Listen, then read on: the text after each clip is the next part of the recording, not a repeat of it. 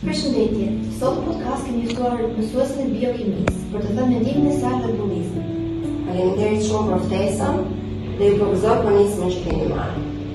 Si mund të ndihmojë shkolla që zëri i nxënësve të dëgjohet?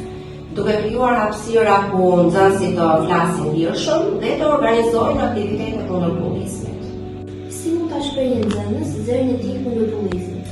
Patjetër duke folur me mësuesin kujdestar dhe jo vetëm, me prindin, me punonjësit social të shkollës dhe duhet të mbështes shokun që përjetojnë këtë gjendje. Çfarë do të thoshit nxënësve që janë viktima të bullizmit? E para nuk duhet të heshtin, duhet të flasin, duhet të kërkojnë ndihmë dhe të besojnë se nuk janë vetëm. Zëri i tyre ka shumë rëndësi.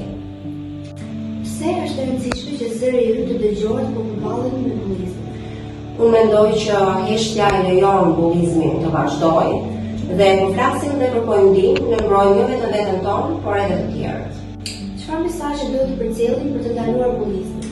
Mendoj që çdo fëmijë meriton respekt dhe siguri. Askush nuk duhet të ndihet i frikësuar apo i përjashtuar në rrethin e tij shoqëror.